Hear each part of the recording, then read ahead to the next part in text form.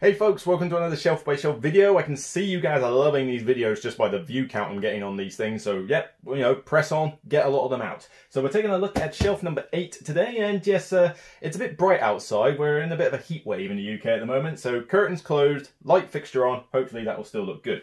So 4 games to talk about. Let's start with, now bear in mind I mentioned that the publishers are trying to get together. This whole unit is kind of where I only own about 1 or 2 games from each publisher, if at most, with the exception of the Cosmos one I did a minute ago.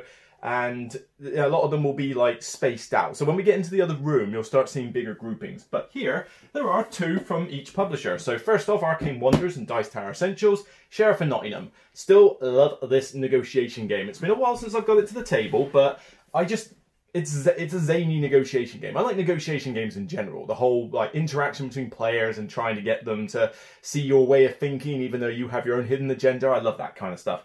With this, it just puts a silly theme on it. You having to sneak your wares past the sheriff, bribing the sheriff, you know, trying to sneak contraband fuel or tell the truth and hope they look for your bag.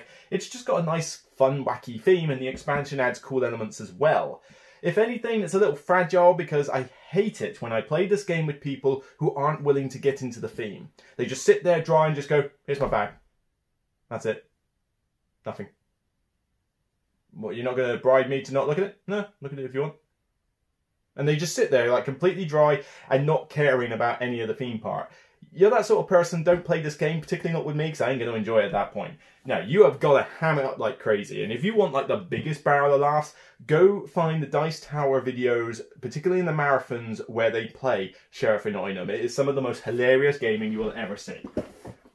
Alright, still from Arcane Wonders and Dice Tower Essentials, Viral. Now, this one's probably not on a lot of your guys' radar. Hopefully it's coming out with the ring light, but this is actually an underrated game because, for starters, it's really simple. The rules in this are crazy easy, but it's got a lot of tense decisions. It's an area control game where you're playing viruses infecting the human's body, which I know, given the current situation, probably not the best game to be showcasing, but this is done with a cutesy theme, and the guy survives. So, you know, it's not to be taken too seriously with the current climates. But with Viral, you've got basically the map of the human body, and each of you has your own virus tokens, and you're using these cards which do different actions on them, and you play these cards to put your things in the various organs. They can travel around the body only by certain routes, like from the brain you can go just right to the heart. From this heart you have to go all the way down here to the other ones in order to get back to the other side of the heart. You have to go to the kidneys and all the way back up. It's, you know, it feels a semi-thematic route through your body.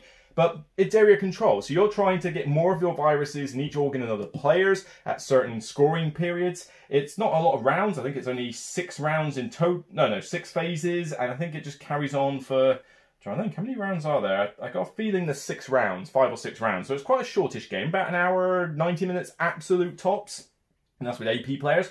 But it looks cool, very good artwork. It's easy to do. The idea that if your virus gets too strong, eventually the doctors euthanize you and kick you out of the system, so you got to start over. There's other aspects like, you know, too many viruses in one organ triggers the immune system, so it kicks a few of you out. There's some cool little thematic touches in there. But the card system is already really cool. I can't show you one here, but the card will have a type of trait, and it will have different actions that you can do at various times. Throughout the game, as you get more experience, more points, you get new cards with new abilities from a tableau, and you can tweak your own personal hand. So you can have a different hand to what other players have. It's just a really neat little game, and it's gone completely under the radar, and I don't know why. This is a really cool, simple area control game, and most area control games are like this, you know, where you need 1 million miniatures and £200 or something in order to have this big thing. No, if you want a decent, simple, inexpensive area control game, look at Viral. Trust me, this is underrated. Okay, now moving on to a company called Dice Tree Games. Dice Tree Games are basically doing reprints of old classics, and they're blinging them out to high heaven. So I found them at Essen, and they offered me a couple of review copies, and I've still got them. However, these 2 might be the first ones to leave the collection if I find any more belters than that, because I do enjoy them, but I feel that I'll only play them every now and again, and probably more at a cafe setting, so I might donate them after some while. But Code 777, this is an old game. I don't know if you've ever heard of this one, but what this is basically a kind of logic deduction game.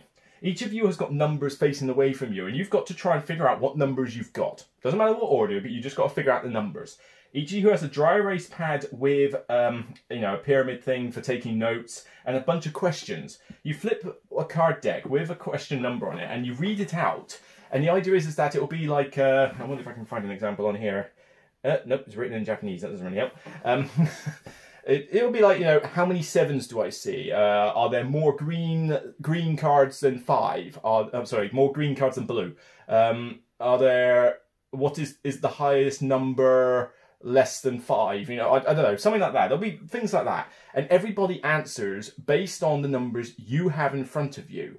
And you essentially, by the fact that you can see their numbers and the information you get from them looking at yours, you end up gauging what your code is, and slowly but surely you'll be able to figure it out.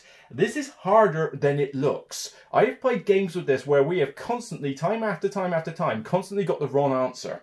Now, it's fragile, because if someone gives the wrong answer, the whole thing's messed up. Well, their fault. But, you know, it's a cool little logic game. It's simple to play. Rules are not difficult, but it will tax your brain cells. It will do the job nicely. And I think this was, I mean, they republished it in 2018, but I think this game is quite old. I mean, we're talking the 70s, I think this was made, you know, the original one. But this is a cool blinged out version with baked-like tiles, you know, decent cards, a dry erase board, dry erase pens. It's a nice little thing. If you like logic games, give it a look. And this one has gone down quite well, particularly with the family. Winner's Circle. This is an old Reiner Knizia game. And I like racing games. I think racing games are one of my favourite genres. It's just, there's not a lot of good ones out there. You know, when there's a good racing game, I latch onto it. But with this one, it's a horse race where you roll a die, and the die corresponds to a symbol on the horses. And you've got all the different horses at the top. You choose one of the 8 horses participating to move based on the symbol you rolled. And each horse has different values for those symbols. So one symbol is on half the faces and the others are one each. So a horse might move so slowly unless you roll that 1 in 6 chance symbol, and it moves like 15 spaces, like it sprints. But then there might be like plodder horses, as they're called, where the values are kind of balanced. They're not particularly high anywhere, but it means it will move at a constant pace. So you secretly bet on which ones you're going to bet on. Well, technically it's not meant to be secret, but personally use the secret variant in the book. It's a lot better. But you bet on these horses, and so people will win money based on their first, second, third position. But it's that cool, especially with the secret betting, there's that slight bluffing aspect of which horse are you so desperate to have win? You know, are you going after the white horse? Is that number 1 horse yours? I don't know, maybe I should hamper it a little bit. And you don't have to move your own horse. You could move it in such a way that you roll a symbol and you go, well, I could move mine 7 spaces, or I could move yours 1, because I reckon that you'll move mine 7 spaces, because you don't get a choice. If you're the last horse, or if you roll that symbol, you've got to move a horse. You can't just say, no, I'm not moving it. So I could be really evil to your horse so that you move mine still favourably. It's a neat little game, but if there's one issue with it, is that I think it's a bit long. It says 45 to 60 minutes on the box. I think that's pretty optimistic, because you play through 3 whole races. This is more closer to 90 minutes when I see it being played, particularly with a full player count. And but it caters for up to 6 players. It scales well for players. I mean, I'd play it with 2 fine. It works great with 6. And it's just nice, simple, and a good laugh. Not to mention it's got metal coins and like painted plastic painted painted figures for the horses. It's pretty neat, honestly. It's a nice, you know, one of my favourites that Reiner Knizia has done, and I've put that the wrong way around, so people are going to call sacrilege. I like the fact these look like books as well. It kind of looks like a bookcase. So, that's shelf number 8. I'll probably sit in this seat and do something slightly different and go straight down to number 9 for the next video. So, I'll see you then. Take care, and thank you for enjoying the videos.